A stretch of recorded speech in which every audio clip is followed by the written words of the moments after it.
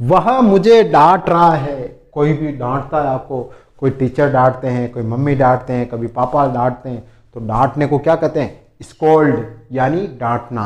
तो वह मुझे डांट रहा है, ही इज स्कोल्डिंग मी। फिर देखो, मेरे हाथ में दर्द हो रहा है।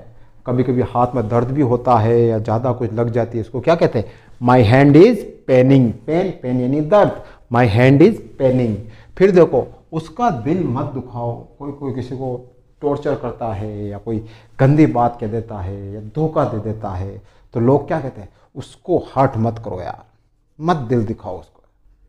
तो उसको ही इंग्लिश में क्या कहते हैं? Don't hurt her. उसको मत दुखी करो। आप इसी जगह हर की जगह हिम भी कर सकते हो। हिम यानी लड़का, हर यानी लड़की। फिर देखो, वह मुझे दोष देता है। किसी का दोष किसी के ऊपर, तूने ये किया, तेरे को ये नहीं करना था। दोष देना, दोष देने को क्या कहोगे? ब्लेम। तो वह मुझे दोष देता है, ही ब्लेम्स मी।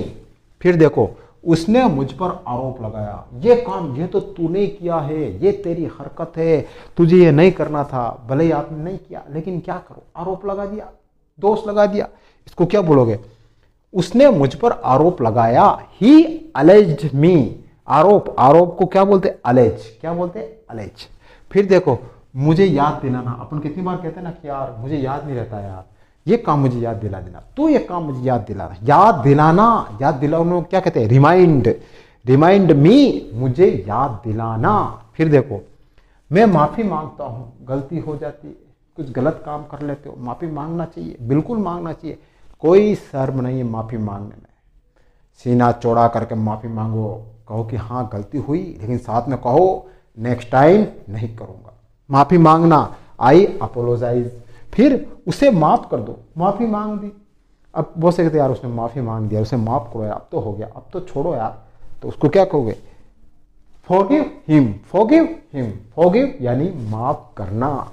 फिर देखो, वह मुझे धमकी दे रहा है। बहुत से ऐसे भी होते हैं, गंदे लोग होते हैं, तेरे को मार दूंगा, तेरे को हाथ तोड़ दूंगा, तेरे पैर तोड़ दूंगा, धमकी देता है ना कोई न कोई। इसको क्या बोलोगे? He is threatening.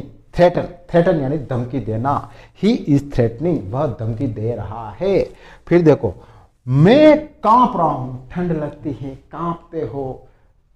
ठंड में कहीं बाहर चले गए या पानी में ना लिए तो कांपनी, दूजनी छूटती है ना, थर थर थर थर। इसको क्या बोलते हैं? कांपना। शिवर, शिवर, आई एम शिवरिंग।